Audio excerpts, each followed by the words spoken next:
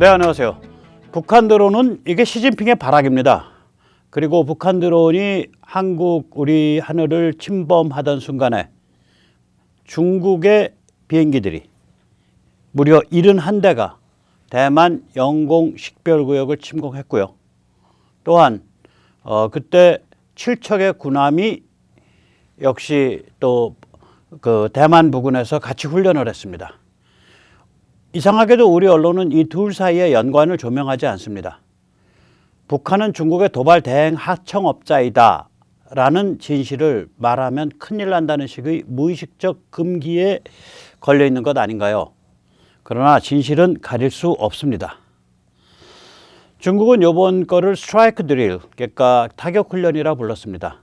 중국은 이 훈련이 이번에 통과된 미국의 8,580억 달러의 국방 예산 중 타이완에 대한 100억 달러 군사 원조가 포함되어 있기 때문에 벌어진 일이라고 주장했습니다.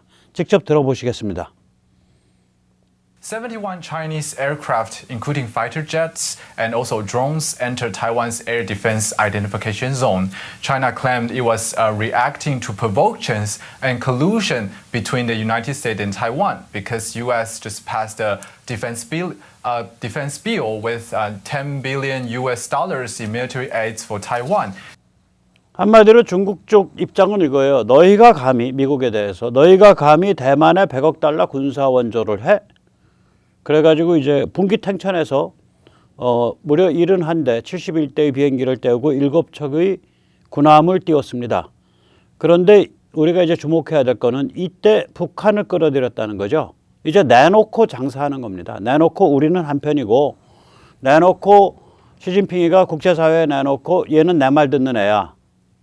그리고 제가 이제 세례 탈출해서 거듭 얘기해 드려왔죠. 동북아에서 만약에 사단이 벌어지면 대만과 한반도 양쪽에서 동시 패션으로 벌어진다. 왜냐하면 중국 입장에서는 그걸 동시 패션으로 가져갈 수밖에 없기 때문이다. 또한 중국이 그러한 의도를 가지고 있기 때문에 우리라도 동시 패션을 시작해야 된다. 만약에 대만에서 오늘 새벽 6시에 터졌다 그러면 우리 바로 6시 1초에 그냥 북진해 버려야 돼요.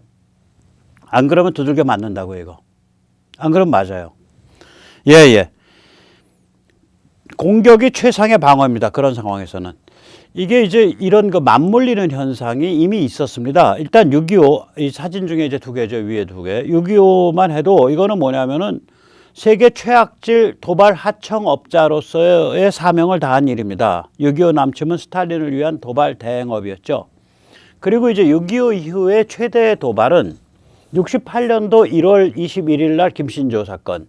68년도 1월 23일 원산 앞바다 아마 영해에 떠 있었을 텐데 미국의 이제 정보 수집하는 배예요. 푸에블로호 납치를 해서 거의 1년 정도 미군 군인들을 억류했다가 풀어준 일이 있었고요. 그때 꼬맹이 영어하는 연락 장교가 김영철입니다. 그때 지금의 김영철이가 그때 그걸 했습니다. 그리고 68년 10월에는 울진 삼척 무장공비로 무려 120명의 북한 특수부대가 와서 그냥 다 휘젓고 애 입도 찢어 죽이고 어린이 저희랑 거의 저보다 좀 나이가 위든지 비슷할 거예요. 이승복 어린이 공산당이 싫어요 했다라 그래가지고 입도 찢어 죽이고 뭐 그런 일들이죠. 즉 다시 말하자면 지금 사진에 보시는 이 노란 틀을 한 것이 저 혼자서 잡혀가는 게 저게 김신조입니다. 1월 21일 날. 그래서 그때 저도 육성을 들었던 기억이 나요. 여기 왜 왔냐 그러니까 박정희 목대로 왔수다 그렇게 말했던 사람이죠. 그 다음에 이제 저기는 이제 북한에서 억류돼서 사진 찍은 미군 장교들이고요. 그리고 이제 가운데 큼직한 건 울진 삼척 일입니다. 예. 그러니까 이거는 뭐냐면 중국이나 러시아가 도발할 때에는 북한은 반드시 한따까리 해야 하는 사명을 가지고 있는 세계 최악질 도발 하청업자죠. 그 관점에서 이번 드론도 봐야 합니다. 68년에 그럼 어떤 해였냐? 68년은 베트콩이 수세에서 공세로 판세를 뒤집은 해입니다. 뒤집기 성공한 해입니다. 그해 1월 31일 구정에 시작한 대대적 공세는 베트남 사람들에게 이런 메시지를 주었습니다. 첫째, 우리는 미군에 밀리지 않는다. 둘째, 살고 싶으면 혁명에 순종해라. 셋째, 민족 주체성을 열망하면 베트콩에 참여해라. 그래서 실제로 그러니까 마을, 농촌이 이제 농촌 사회니까 농촌에서 이제 그 반공 성향이 있거나 혹은 정부에 협조하는 성향이 있는 사람들을 다 잡아 죽였어요, 그때. 또 지주들도 많이 잡아 죽이고. 그러니까 살고 싶으면 혁명에 순종해라 이거예요. 그래가지고 그 이장급들 이런 걸 전부 이 베트콩에 그 동조하거나 베트콩 출신들로 전부 이장을 다 세우고 그랬어요. 그 다음에 이제 미국과 맞짱을 뜨는 그런 모습을 보여주니까 또 어떤 이제 좀 간땡이 부은 젊은이들이 민족 주체성을 위해서 베트콩을 해야겠다 뭐 이런 이제 그런 걸 만들었죠. 그때 뭐 엄청난 말하자면 그때 엄청난 그러니까 이 선전전을 많이 해요. 얼굴도 아주 이쁘장하게 생기고 아주 그런 또 잘생기고 이런 청년들이 베트콩에 입대하는 그런 사진 찍어서 삐라 뿌리고 난리가 아니었습니다. 이때 베트콩은 무려 5만 명이 숨졌습니다. 베트콩과 월맹군이 또 6만 명이 부상을 했습니다. 즉 다시 말하자면 사실은 저게 제대로 치료가 됐으면은 한 2만 명 죽고 한 9만 명 혹은 3만 명 죽고 한 8만 명 부상해야 될 건데 치료가 전혀 안 되니까 저 비율이 저렇게 나타나는 거예요. 저게 보통 1대3, 1대4 나타나야 되거든요. 어쨌거나 그런데 이제 손실된 병력보다 훨씬 더 많은 혁명 전사들을 충원할 수 있었습니다. 저 세 가지 메시지가 먹혀서.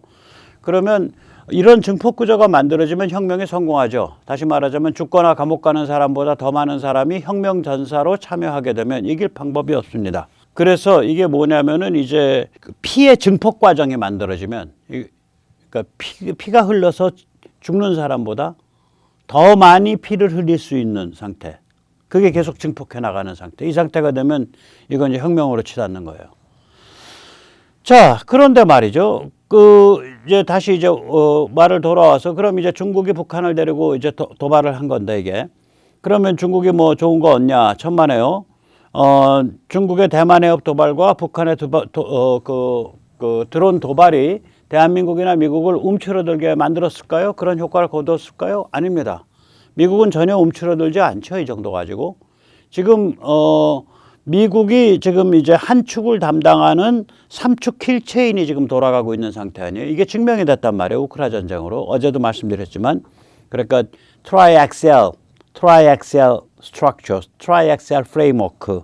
이게 3축 킬체인이 3축 구조가 지금 돌아가고 있는데 이게 이제 미국이 실시간 글로벌 감시 정찰 정보를 제공하고 미국이 무기를 지원하고 미국은 그런 리더십 역할을 하고 그다음에 현지의 자유공화 세력이 자유공화를 위해서 분투하고 섬기고 그다음에 전 세계 자유진영이 일치 단결해서 제재를 가하고 그러면 이거는 중러같이 그러니까 세계 시장에 이미 굉장히 발을 깊게 들여놓은 깡패 국가들이 배견할 수가 없어요. 그걸로 갑니다. 이 3축 킬체인에 걸리면.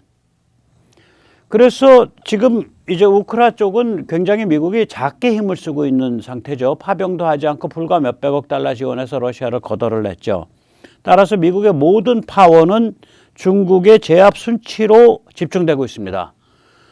따라서 이제 어제와 같은 북중 공동 도발은 오히려 미국의 의지만 강화하죠. 미국 입장에서 보면 이런 생각이 들 거예요. 야, 얘들 진짜 안 되겠구나. 완전히 망가뜨려야 될 놈들일세.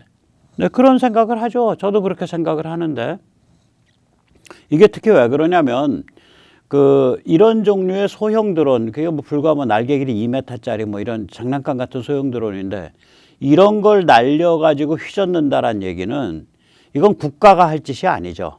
이건 테러 단체가 할 짓이거든요. 반군이 할 짓이거든요. 그런데 국가라고 하는 유엔에 가입한 국가라는 자들이 이 짓을 한다. 이건 앞뒤가 없는 거죠. 이제 다시 한번 말씀드리지만 이 북한이 굉장히 특이하죠. 이거는 테러 국가죠. 그러니까 국가라는 간판을 걸은 테러 단체란 말이에요. 스테이트 테러리즘인데 이것이 저렇게 유지될 수 있는 비밀이 있어요. 그거 이따 다시 말씀드리겠습니다. 그러면 미국 입장에서는 야, 이거 북한은 자유화시켜버리고 중국은 더 포위를 조여야 될 것 같아. 이렇게 더 한번 결심을 하게 되는 계기가 되겠죠. 그래서 뭐 이런 걸 이제 자기 손으로 자기 목을 뭐 조른다 이렇게 표현할 수밖에 없겠죠. 윤석열 대통령이 그 국무회의에서 이제 이 입장을 정확하게 밝혔어요. 첫째, 2017년부터 문재인 때부터 이 드론에 관한 전력 투자를 전혀 안 하고 훈련이 전무했다.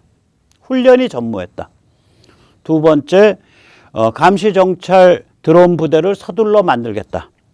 세 번째, 그 중에서도 특히 스텔스 감시정찰 드론기를 서둘러 개발하겠다. 네 번째, 그런데 국회가 2024년 관련 예산에서 무려 50%를 깎았다. 다섯 번째, 1월 달에 다시 국회에 다시 제안하겠다. 예산 증액을. 그런 얘기입니다. 다시 말하자면 이게 뭐 문재인이 완전히 이 드론 쪽을 죽인 거예요. 밟아서 지근지근 밟아서 죽인 겁니다. 우리가 드론이 대형 드론 그 기술이요 거의 미국 다음번 정도 갔었어요. 지금은 이제 중국보다 한참 처졌죠. 근데 뭐 워낙에 산업 기반이 좋기 때문에 이렇게 분발하면 이제 금방 또 올라갑니다. 금방 올라가고요. 이게 이제 요번에 우리가 주목해야 될 거는 항적을 미리 다 봤다고요. 2014년인가 또 2017년 그때는 우리가 드론이 오는지조차 몰랐죠. 그게 왜 그러냐면 일반 레이더라는 저게 안 잡힙니다. 저공 레이더로 잡아야 되는데 2017년 그 사건이 나고 나서 그래도 저공 레이더는 도입을 했어요. 2014년부터 쭉 도입 추진을 해서. 그래서 이번엔 항적은 인지를 했어요. 그거가 중요합니다. 날아온다라는 걸 인지하는 거거든요. 2m 길이면 이게 새같이 보인단 말이에요. 새도 2m인데 큰 거는. 새들이 큰 게 2m예요. 이 날개 이렇게 피면. 그러니까 이게 거의 뭐 새랑 비슷한 건데 이거가 드론이다라고 레이더가 식별을 해내는 능력이 있다는 거죠. 그럼 이제 이걸 격추하면 되는데 아마 일선에서 이거를 뭐 100발을 쐈다 그러는데 100발이면 거의 안 쏜 거예요. 100발이면 거의 안 쏜 겁니다. 그 기억하시는 이제 연세 드신 분은 기억하실지 몰라도 1970년대 초쯤에 60년대 말 70년대 초에 그 인왕산이랑 북악산에 있던 대공포 발칸이 괴 비행 물체에 대해서 사격을 가한 적이 있어요. 그때 이게 이 포탄을 맞고 발칸은 이제 1분에 뭐 수백 발, 수천 발을 쏘니까 포탄을 맞고 그 유탄에 숨진 행인이 2명인가 나왔어요. 종로에서. 근데 그때가 인구가 얼마냐? 서울의 인구가 그때 불과 서울 인구가 한 300만 정도도 안 될 거예요.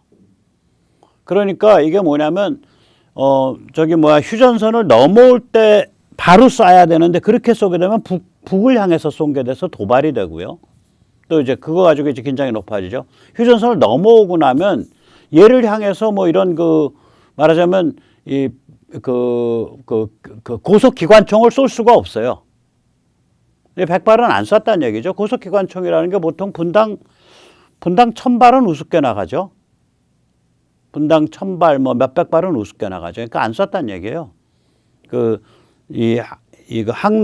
항로가 그렇게 민감하지 않으니까 안 쐈다는 얘기라고. 그러면은 쏘면은 민간인 피해 나니까. 그래서 이거는 이제 다르게 잡는 방법을 구축을 해야 되는데 그 방법은 여러 가지 있을 거예요. 뭐 레이저 같은 에너지 무기도 있을 거고, 그 다음에 공중에서 산산이 흩어지는 특수탄 같은 것도 있을 거고, 그 다음에 뭐 자꾸 싼 미사일 같은 것도 있을 거고 여러 가지 방식이 있을 텐데 중요한 거는 온다라는 걸 아는 거예요. 거기까지는 요번에 돼 있는 거예요. 그러니까 여러 무기들이 좀 개발 중이니까 너무 걱정하실 거 없고요. 사실 이거는 전쟁에서는 이런 식으로는 못 합니다. 전혀. 이건 전쟁에서는 특히 한반도는 뭐 30분이면 골로 가는데 뭐 거기에 세균전 웃기는 소리죠. 세균 퍼져서 사람 세균으로 감염돼서 증세 나타나기 전에 북한은 초토화돼 있어요. 한반도는 그런 전장이에요. 그 세균전이 의미가 없다고요. 여기는. 세균에 감염이 돼서 기침 시작하기 전에 북한은 초토화돼 있다니까요. 그것도 한 48시간 전에. 잠복기 때. 의미가 없어요. 예. 그래서 이제 한번 윤석열 대통령이 하는 말을 직접 들어보십시오. 전혀 이런 UAV 드론에 대한 대응 노력과 이런 훈련 또 전력 구축이 제대로 되지 않고 훈련을 아주 전무했다고 하는 것을 보면 참 이런 북한의 선의와 군사 합의에만 의존한 대북 정책이 얼마나 위험한 것인지 우리 국민들께서 잘 보셨을 거라고 생각합니다. 저희는 북한의 주요 군사 시설을 감시 정찰할 드론 부대 창설을 계획하고 있었습니다만은 어제 그 사건을 계기로 해서 드론 부대 설치를 최대한 앞당기겠습니다. 그리고 최첨단으로 드론을 스텔스화해서 감시 정찰력을 강화할 것입니다. 예. 뭐 이 5가지 포인트를 정확히 짚은 거예요. 저렇게 되면 이제 힘이 실리죠. 여기서 잠시 세뇌 탈출 자유구독료 부탁 말씀 올립니다. 세뇌 탈출은 아시다시피 광고가 잘 붙지 않고요. 붙더라도 좀 늦게 붙는 경향이 있습니다. 도와주시면 보다 좋은 컨텐츠로 찾아뵙는데 커다란 힘이 되겠습니다. 이렇게 이제 대통령이 나서서 감시 정찰 드론은 또 그다음에 그 감시 정찰 드론인데 그 중에서도 스텔스 감시 정찰 드론 이런 것들을 빨리빨리 해서 또 드론 대응 무기 이런 거를 해서 신속하게 강화하겠다. 지난 5년 동안 이 분야가 전혀 그 구박받고 말하자면 제대로 진행이 안 됐었다 이런 얘기를 했기 때문에 예, 앞으로 이 분야가 많이 뜰 겁니다. 많이 금방 진행을 할 텐데 이게 이제 대한항공이 좀 숨통이 트이겠죠. 아시다시피 대한항공은 우리나라에서 손꼽히는 방산 기업입니다. 그리고 미 공군과 또 한국 공군과 굉장히 깊은 관계가 있고요. 그래서 좌파 눈밖에 많이 나 있어요. 그래서 이제 약점을 보이면 뭐 땅콩 회항이라든지 형제 간의 싸움이라든지 이런 약점을 보이면 완전히 그룹을 해체하는 수순까지도 들어와요. 저 좌파 애들이 찍혀 있는 기업입니다. 그래서 대한항공이 참 그동안 뭐 그런 약점 때문에 대한항공이 당했어야 될 또 그 오나 일가가 당했어야 될 그런 압력 혹은 그런 비판보다 훨씬 더 강도 높은 조롱과 비판을 당했던 것에 대해서 제가 좀 가슴 아프게 생각하는데 이제 그 참 고생했다고 생각을 합니다. 대한항공이 세계 거의 최고 수준의 이런 감시 정찰 드론들을 만들어요. 그 중에 이제 이 감시 정찰 드론이 이제 두 종류입니다. 하나는 뭐냐면 중고고도 무인 정찰기. 대한항공 용어로는 이게 쿠스 FS라 그럴 거예요. 쿠스 FS라 그럴 거예요. 이게 이제 한국 국방부 용어로는 무아브라고 부르죠. 그러니까 미디엄 알티튜드 중고도 언맨드 뭐 에어본 비클인가 그래요. 그래서 무아브라고 부르는데 미국에서는 이걸 메일이라고 부릅니다. 미디엄 투 하이 알티튜드 중고고도. 사실은 이거는 광학 장비 다루는 능력이나 기타 엔진 좀 갈아 끼우면은 18,000m까지도 올라가니까 17,000, 16,000, 18,000도 올라가니까 중고고도 롱 인디어런스 장기 채공 vehicle 그래가지고 medium to high에서 M, 그 다음에 고도 altitude에서 A, 그 다음에 long에서 L, endurance에서 E. 예, 그래서 중고고도 장기 채공 드론이라고 부릅니다. 미국에서는 같은 거예요. 무아브나 메일이나 이게 이제 글로벌 호크 같은 것들이죠. 대한항공이 잘 만듭니다, 이거. 그래서 이 기체도 기체지만 그 이제 그 광학 그 다음에 그 레이더 이런데 그 높이 올라갔을 때 그 설이 끼고 또 악천후 때에 결빙 생기고 이거 관리하는 게 굉장히 어려웠다 그러더라고요. 그래서 이거를 엄청 잘 만드는 편이고요. 이 정도면은 이게 이제 빨리빨리 됐어야 되는데 이거가 그냥 내깔게 둔 거예요. 문재인 정부 때 이렇게 잡아채 가지고 진행을 빨리 안 하고 저거는 아주 굉장히 고도의 극비라 사양이 날개 길이랑 몸통 길이 외에는 안 알려져 있어요. 예. 저런 것들이 이제 되는 건데요. 저게 한 15,000m, 한 15,000m 정도 올라갈 거예요. 14,500 올라가는데 이 고도에서 이제 10시간, 20시간 채공하는 정찰기죠. 날개 폭이 한 25m쯤 되고요. 우리나라가 이게 세계 최강급의 전자광학, 그러니까 이 사진 찍어서 전자신호로 바꾸는 거. 그 다음에 세계 최강급의 지표감시 레이더. 이게 지표감시 레이더를 SAR라 그러죠. SAR. 이건 뭐 구름이 끼거나 뭐 밤이거나 상관없어요. 이 SAR 레이더가 우리가 아마 해상도가 한 1m 될 거예요. 굉장히 높은 거예요. 그러니까 광학 말고요. 사진 촬영 말고 SAR로. 그러니까 레이더파로. 해상도 1m면 무지하게 높은 거라 그러더라고요. 그래서 이런 것들을 싣고 올라가는 거거든요. 그게 무시무시한 첨단 장비죠. 그래서 이거는 이제 이런 것들이 이제 바로 윤석열 정부가 이걸 해야 되는데 한 5,000m 올라가면 얼마를 바라보냐면 430km 정도 바라봅니다. 그러니까 휴전선에서 430km를 가면은 거의 저기 그 회령 넘어서까지도 본다는 얘기예요. 휴전선에서. 백령도 근처에서 하면은 당연히 이쪽은 다 잡히고요. 백두산까지. 그 북한 안 잡히는 부분이 저 두만강 그 하류 쪽에, 제일 하류 쪽에 그러니까 중도 국경 있는 부분이 잘 안 잡히는데 그건 이제 동해안 쪽에서 접근하면 다 잡힐 거예요. 그래서 이런 것들이 떠 있으면은 이제 뭐 정말 개미 한 마리 지나가는 것까지 다 잡는 거죠. 네, 그렇습니다. 그 다음에 이제